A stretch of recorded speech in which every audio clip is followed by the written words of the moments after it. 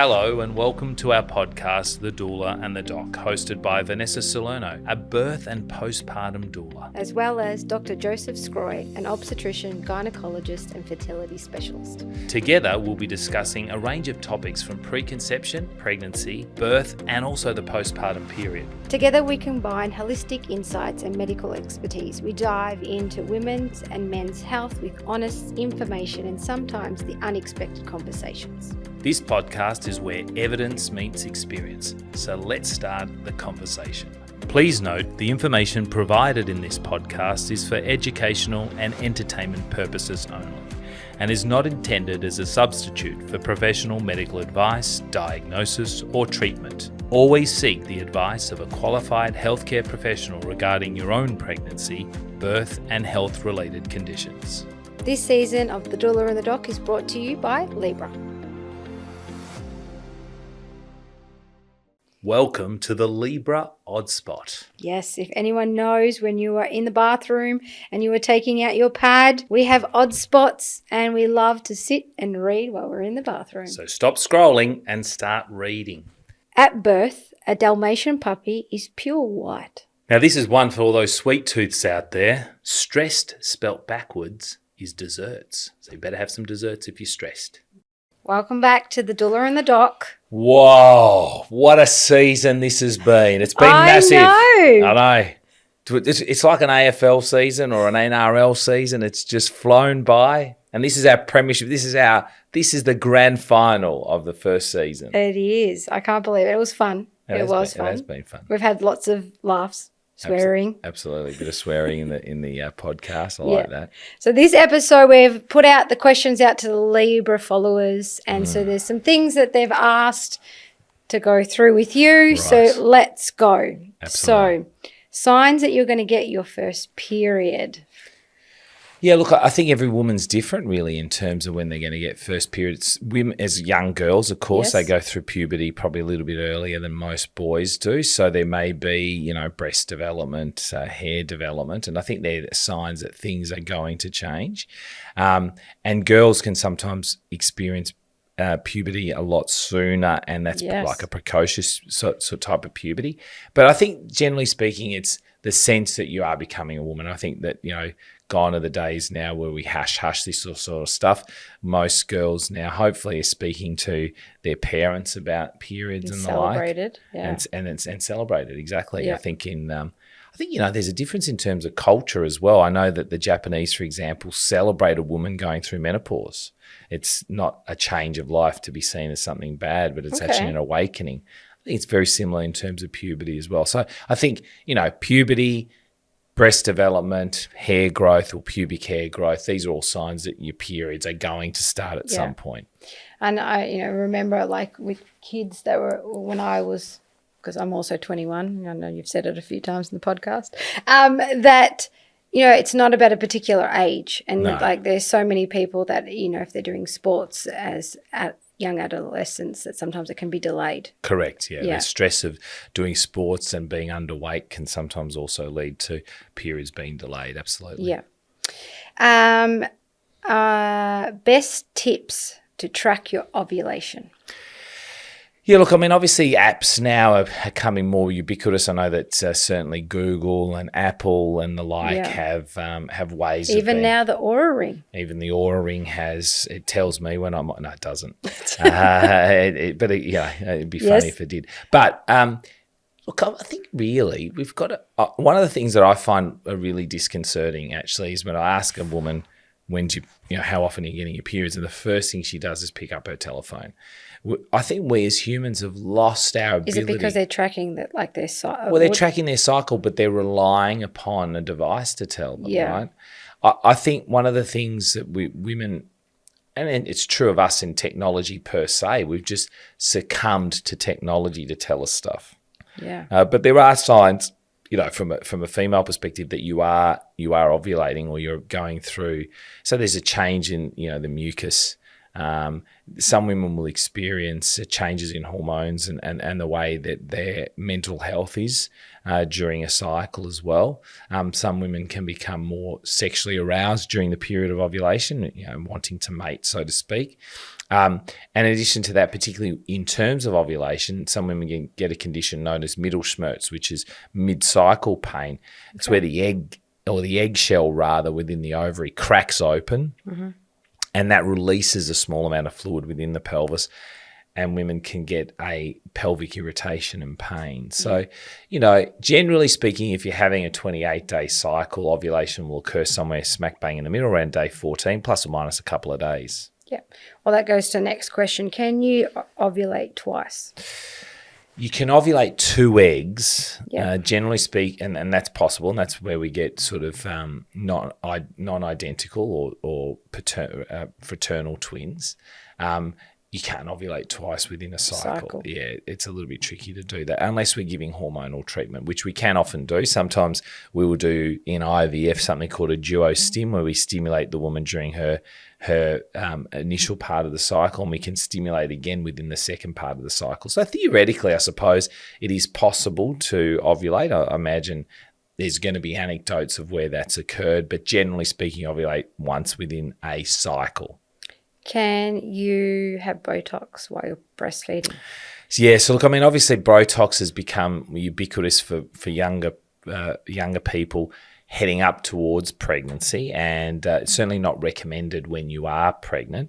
And look, we don't have a lot of safety data on the use of Botox during pregnancy and or breastfeeding. So one of the things is, if it's, and this is probably a mantra to go by in terms of your pregnancy and breastfeeding journeys, is if it's not necessary, you probably shouldn't do it. So in other words, laser therapy when you're pregnant, you're probably best avoided. Certainly Botox, definitely avoided during pregnancy and also breastfeeding. But we need to eat, we need to drink, not alcohol though. So if it's stuff that we have to have, do it. If it's stuff that you know that it's not necessary to have Botox, well, that's probably something you shouldn't do. Can you feel pregnant while breastfeeding and not have a period? Absolutely. So we know that when a woman exclusively breastfeeds, and that means having breastfeeding at least every 2 to 3 hours, it is unlikely you will ovulate. Now, I can't say you're likely to ovulate. It's unlikely you'd ovulate. But you can definitely ovulate, particularly when you start dropping breastfeeding. I'm actually reminded of a couple that saw me after 5 years of trying to conceive. Eventually we did IVF and they became pregnant, and then they went away and they tried again for 2 years. And they couldn't get pregnant, so they decided to come back and utilise their embryos for transfer. So first embryo in, bang, we had another baby. And they were now at their 6-week check. And I said to the couple, look, we do need to talk about contraception. And the husband's like, Joe, don't be ridiculous. It took us 5 years to get pregnant. You had to do IVF. And then 2 years later, we had to do IVF again, as if we're going to be pregnant. They rang back 4 weeks later. And she was pregnant. So the reality is, even though they were breastfeeding, and even though they needed IVF in the past, you can definitely get pregnant when you're breastfeeding. Okay. Have you ever experienced a woman that's had some sort of transplant try to have able to conceive?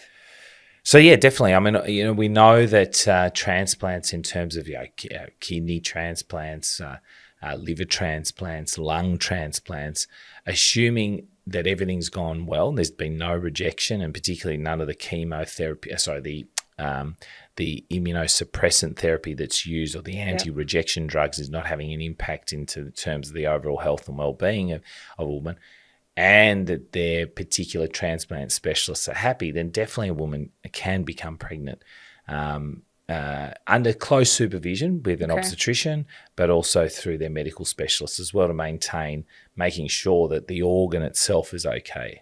Okay. Yeah. How long after a miscarriage for your cycle to return, or what would be considered normal?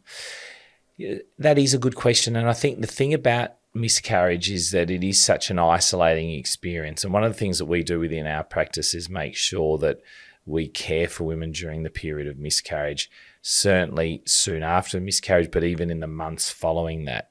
And the way that we do that is not only through mental health support, but also just monitoring the pregnancy hormone. Because one of the things that's really important is to make sure the pregnancy hormone level has come down to 0, in part because that means that there's no remaining pregnancy tissue left over. and that means the ability to conceive is going to be higher. But the other reason is also because once you know the pregnancy hormone level comes down to 0, you're likely to ovulate again. Now, in some cases, and I've had many cases where women will have had a miscarriage, and even before they have their next period, they'll be able to become pregnant. Okay. But that's in the understanding that that pregnancy hormone level has come down to 0. So one of the things I certainly encourage all my patients to do is that if you have had a miscarriage and you do want to become pregnant and you feel physically and emotionally well, then becoming pregnant within that next month is absolutely reasonable.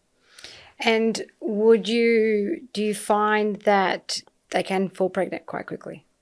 Yeah, absolutely. Yeah, there's no reason why. I mean, assuming that there's no barrier to becoming pregnant, then absolutely they can. And then if they do struggle post, when would the best time? Yeah, I think one of the things when you've had a miscarriage and there's all that sense of anticipation, expectation, and also a dream of having a baby, and then that is all completely dashed because you've had a miscarriage, that there is, again, that level of expectation and anxiety about becoming pregnant again. And I would have thought that depending on your age particularly, the younger you are, you can leave it for a little bit. But if you're a bit older, and what I mean by that is over the age of 35, then I would not be leaving it more than 2 or 3 months to go and see somebody. Okay.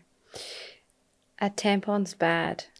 Tampons aren't bad. I mean, the way that we utilise tampons, and of course the way that we've now educated women in terms of the use of tampons, and particularly changing tampons, is particularly important. But no, there's no reason why tampons are bad. Okay. Best preconception tip? I think the best there's a lot of things. I think one of the things, maybe if I can just give one thing, is go and see somebody. Yep. Whether that be a general practitioner or whether that be an obstetrician if you're planning to go privately, so that you can then have a chat to them about how they will manage your pregnancy and your birth experience, so that you know that they're the right person for you. That would be particularly important. That would be the one tip. And then obviously through that, and it may be a different medical practitioner or a different healthcare practitioner that you see, a naturopath, a midwife, but have someone that you know understands preconception, the requirements for preconception, and in addition to that, also have someone who understands pregnancy care. They used to say, like, if you've tried 12 months, go see someone. Do you think that would be something sooner for someone, or what would your... So I have a little acronym, which are the 6 things that you need in order to conceive: sex, sperm, a receptive uterus, open tubes, ovulation, and patience. And so if you're not having sex, you don't know when to have sex, you're not going to wait 12 months, or 12 months if you're less than 35, or 6 months if you're over 35. You're going to go see someone sooner. If there's a concern potentially with your partner's sperm, they've had trauma to the testes, they've had pain in the testes, they have previous surgery such as a hernia or undescended testes as a child, or your partner's been in a heterosexual relationship, your partner's been utilising steroids, anabolic steroids. Anything that you think may be compromising the sperm, you need to see someone straight away. Obviously, if you're in a same-sex female relationship, then you're going to go and see a fertility specialist straight away because there's no sperm. Receptive uterus, if you've got concerns with your periods, pain with your periods, heavy periods, see someone sooner. You're not going to wait the 12. You're not going to wait the 6 months. If you're worried about you're not ovulating, or when are you ovulating, if you're having really long cycles, like, more than 35 days, you're going to see someone earlier. If you have had concerns with potentially sexually transmitted infections in the past where your tubes might be blocked, you're going to see someone earlier. And look, to be honest, we live in a world now where you've got access to healthcare professionals to provide you information. And even if you're going to see a fertility specialist and it is too early, they'll give you preconception advice. One of the things that I'm very conscious of, and I'm very supportive of allied health professionals, naturopaths, acupuncturists, traditional Chinese medicine, but there are some areas of expertise they're not educated in, and that's because the system that they've trained in is different. I'm not educated in their areas of expertise, but things like organising genetic carrier screening and counselling on genetic carrier screening. So that's looking for very common genetically inherited conditions that you and or your partner may have that may transfer onto result in a inherited disease to a child. These sort of things are important to discuss beforehand, and sometimes aren't discussed by a naturopath or someone in the allied healthcare space. So I think, realise that we all as practitioners have skill sets. Mm-hmm. Realise that there's a range of people you can see with respect to your healthcare, and that you shouldn't box yourself into one particular healthcare provider as opposed to another. And that's, I make that my mantra, and that's why in my practice there is a doula, there is a physio, there is a psychiatrist, a psychologist, there is a naturopath that works in our rooms, because we all come from preconception healthcare very differently. Yeah. My partner can feel my Mirena strings. Has it been dislodged? Oh, this is a good question. Sometimes I remember there was a patient of mine who had a Mirena put in, and she said, my husband can feel it. So I said, well, I don't think it's something that he should be able to feel. So we did a speculum examination. We looked to see if there was any Mirena protruding from the cervix. I did an ultrasound scan to make sure it's replaced. And then I told her that you just tell him that you've removed it, and he didn't feel it. So sometimes it can be a psychological thing, that that there's something there and you can feel it.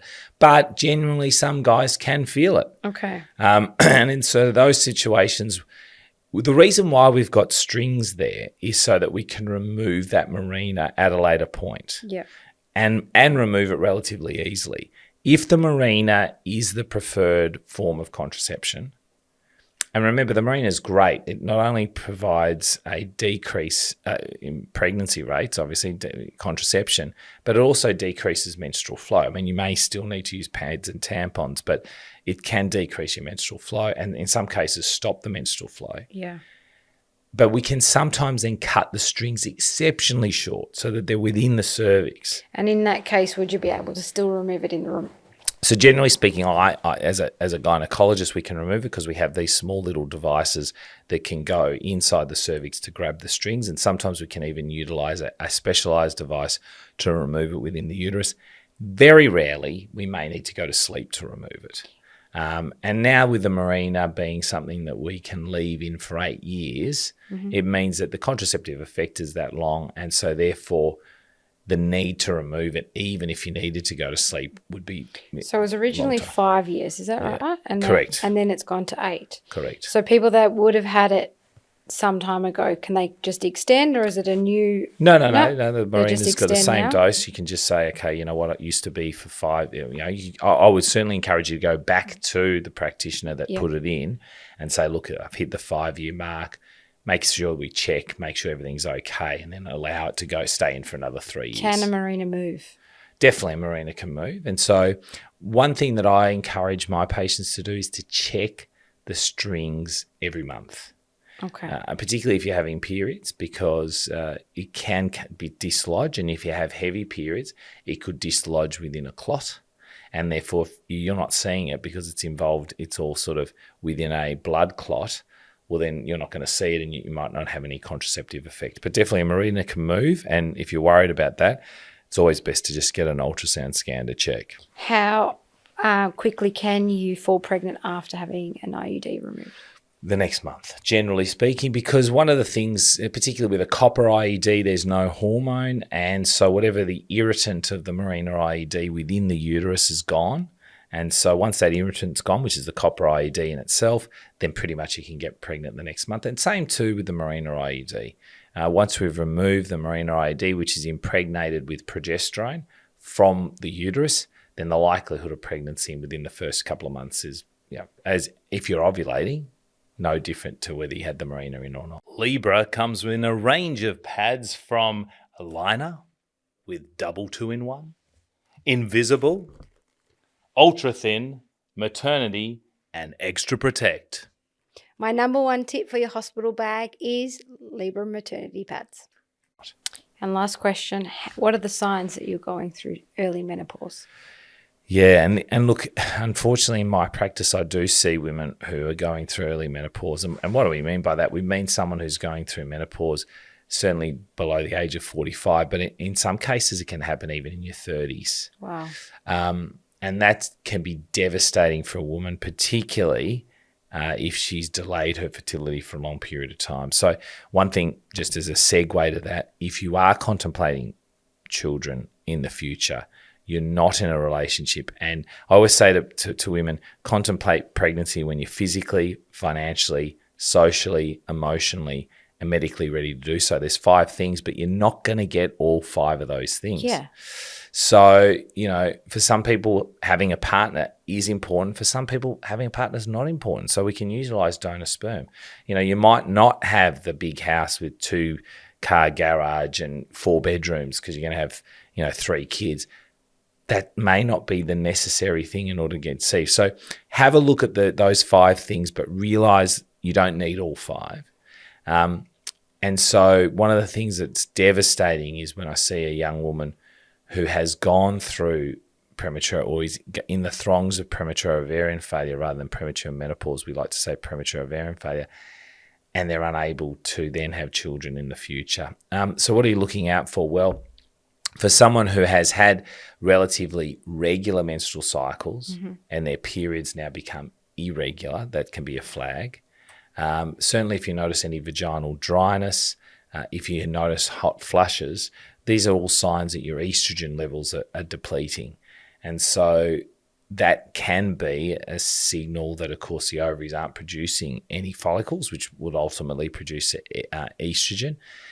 And it would be important to go and seek the advice of a GP initially, but also then a gynecologist and fertility specialist. So, and to go back to the point about wanting to have children, if you're in a situation where you're wanting to delay your fertility, then it is worth seeking the advice initially of your GP or a fertility specialist just to make sure that it's a reasonably wise decision, and more importantly, to consider egg freezing as well, because egg freezing allows for the opportunity to utilize eggs from your younger self if you're unable to achieve pregnancy later in life. People are doing that more now because they're not wanting to have a family as where they would have back in the day of wanting them in the mid-20s. Absolutely. I mean, I think the reality is, my parents' generation, which is, early 70s, women were pregnant 21, 22, 23. I mean, now if you're a 21-year-old who's pregnant, it's like, what the hell? Why are you pregnant, right? But in actual fact, that in a way we've lost that celebration of actually saying to a woman, you know what, that's awesome. You're going to be a mum. And it is difficult. I think a lot of the burden of raising children falls heavily upon women, and that's got to do with gender pay gap issues and a whole range of things. But the reality of the situation is that being parents is a joint effort between a couple, or if you're a single person, between your village that's going to raise the child together, and that we need to start. I mean, as a fertility specialist, I would actually love not to be busy, and I'd love to be busy as an obstetrician. Yeah. Because it is heartbreaking to see people go through fertility treatment and not achieve their dreams, when we know that the chance of pregnancy is a lot harder in your late 30s than it is in your late 20s or early 20s. Yeah. And we've lost that sense of priority in life. And it's interesting that as I'm sort of heading towards my 50s, you hear a lot, and I'm sure people are listening to podcasts where people talk about, wanting to spend time with their children, taking time off work. The priority shouldn't be work. The priority should be your kids. And yet in our 20s, our priority so much is focused on something that is work is going to be there. Yeah. And generating wealth and trying to have children is almost a secondary thought. And it's not until it's too late that we then want to wind back and go, I wish we were having kids 10 years ago. Oh, yeah. And I think the thing about it is there will be compromises because you've had children younger. You may not be able to do certain things that you want to. You may not be able to go to your trip for Bali because, rather than spend $6,000-7,000 on a trip to Bali, you may be spending that to educate your children. But I'm very mindful of what my grandfather said on his deathbed. He said, doesn't matter how many houses I owned. And this, mind you, was a man who said to me, I remember he said, what do you call an Italian who owns 10 houses? And I said, what? No, he said, lazy. because obviously Italians should own more than 10 houses, Yes. right? But he said on his deathbed, the only thing that matters is you people around me now. Yeah. And if you're contemplating having kids and you want to have kids, do it sooner rather than later. I know that's really difficult. It's easy for me as a white, privileged male to say that, but I've experienced enough in terms of the emotional load that women have in terms of how upset they feel not having children. Yeah. That I'm sort of speaking from their voice. Yeah. And their voices that have said, I wish I'd done it earlier. I wish I'd done it earlier. I wish I'd done it earlier. And in fact, in our own, my own relationship with my wife, I may have said this in the podcast earlier, but I was a resort doctor on an island in Fiji. Have I told you the story? No. Oh, well, then you don't know the story, so I haven't said it. But I was a resort doctor on an island in Fiji, and it was we were both in our early 20s, and it was the best job in the world. I mean, I got to do my driving license and we have cocktails every night. It was the best job being a resort doctor. And I looked after all the people in the resort. There was only, I think there were 15 or 20 bures. So most you would have was 35 to 40 guests. But there were 5 staff for every guest. So there was about 150 staff. Yeah. And I basically looked after the whole staff, and so I was busier with the staff than I were the guests. But it was a wonderful job. But I remember my wife and I you'd spend time separate. The women would spend time separate from the men. So the women would go on, snorkeling tours, and the guys might go. It was a luxury resort. It was like $6,000 or $7,000 a night. So the people that were there were lawyers, doctors, CEOs of companies, male and female, mayors of town. There was a female mayor as well.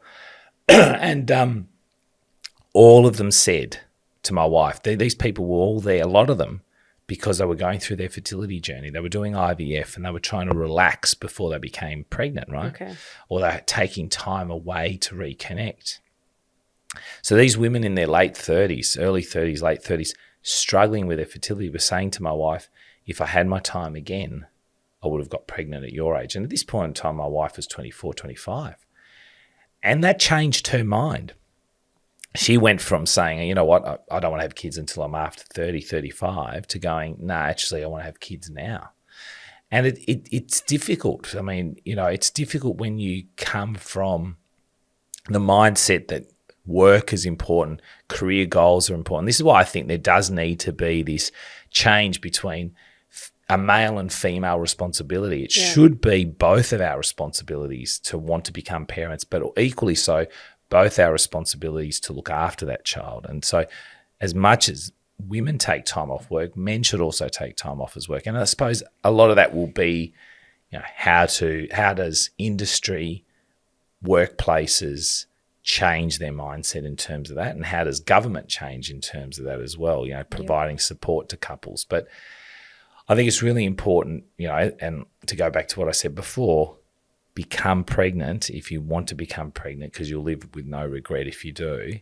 But, certainly go and see someone if you're contemplating delaying your fertility, absolutely. And I know people have frozen eggs thinking that if I don't find a partner now, find one down the track and I'll use them then. And they'll say, I won't ever use them on my own. Yeah, there are some people, but people can change their mind. 100%. Yeah, absolutely. I mean, I remember there was one person who came and saw me, and she wanted to freeze her eggs. And I'm a little bit different as a fertility specialist in so much as I try to get down to the reason why a woman wishes to preserve her fertility. And I ask the question, is it because you want to be a mum now, or is it because you want to become a mum later?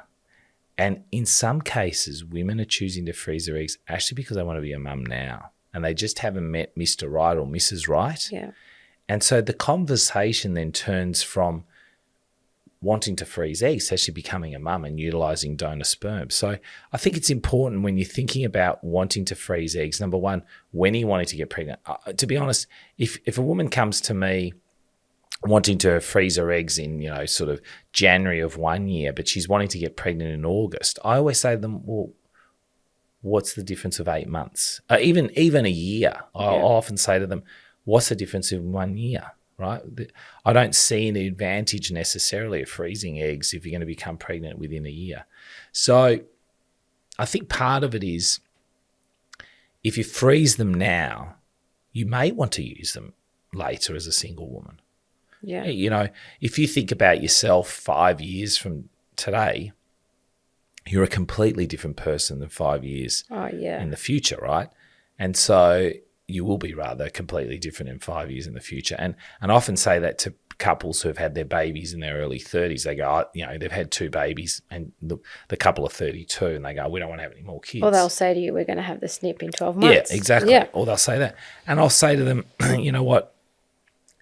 Think about yourselves 4 years ago before you had these 2 kids. Yeah. Right? You don't know what you're going to think like when you're 36, 37, 38, 39. Yeah. And the classic case in point is my wife and I. We've got a 19-year-old, a 16-year-old, and a 6-year-old. And that's because towards the age of 40, my wife went, I want another one. And, we were fortunate enough that we were able to do so. And, so I think part of the issue is, don't box yourself in and think my circumstances today are going to be the same as circumstances in the future. I've had friends that have said, I'm never going to have children. It's okay. You can have my eggs. That's right. And then they have 2. Absolutely. You just never know until they meet someone or something clicks and goes, you know what, I do want someone around the dinner table with me when I'm. Absolutely. And we our mindset in terms of things changes. Even our political views, our emotional look on the world, the way we view things, it totally changes from a young age. My mum, considering being in her late 70s, she's an only child. Mm. And I remember I had Lucy and I was like, I think we're content. She's like, don't do it. Yeah. She's like, give her a friend. Because as life changes and those milestones, and my mum became a widower at 36, she didn't have that family support. And she's like, it's not about now, it's about beyond now, and to really think about what happens afterwards. And that's when she's like, give her a friend. It's like what I say, and I've said it a few times. It's not about the Christmas now, it's the Christmas in 30 years from now. Who do you see or want to see around that Christmas table? Do you want to see one child and 1 or 2 grandkids, or do you want to have 3 kids and 6 or 7 or 8 or 9 grandkids? And unfortunately, there's a lot of demands placed on, as I said before, females and males. There's a lot of pressures in terms of finances, the financial pressure, and government certainly doesn't help with respect to that. More taxes, they'll tax the air soon. There isn't the sense of support and community. And when we look at places like Finland and Sweden, France, for example, there's a lot of support for people who are having children. There's support in the home. Yes. Women in Sweden, I don't know if this is necessarily true, so don't quote me on this, but in Sweden, certainly for one of my wife's friends, certainly in the immediate postpartum period, the government pays for someone to come into your house, clean, provide support around the home for a short amount of time after you've had the baby. That is just, if that's true, and don't quote me on it, but if that's true, that is a government that cares about the future. Same in future France. Its children. Pelvic floor is all part of after postpartum. And I think this is the thing, we're in a society now where government's trying to cut costs here, cut costs there, diminish the quality of care for women.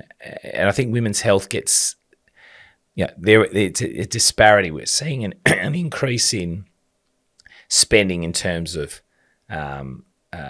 contraceptive pills and stuff. There's a lot of the contraceptive pills now are being put on the PBS. There's more spending in terms of endometriosis. But as a nation, we will struggle if we do not populate. The reality of the situation is we need to be able to have a population that continues to grow and prosper. People continue to earn and pay taxes in order to support us in the future, to pay for our roads, and also to support our society. And one of the reasons why countries like Finland and Sweden and the like have the highest rates of happiness, in inverted commas, in the world is because of the fact that as a human there, you are content. And you're not only content because you've got everything that you want, but you're content because society is there to pick up and help you in your time of need. So healthcare is there. Yeah. Your pension's paid for. We cannot achieve that unless we have a good social support system, but that really requires an ongoing population growth. And the lack of investment in terms of support for childcare, support for women returning to work in the workplace, and also, I suppose, men leaving the workplace to look after family.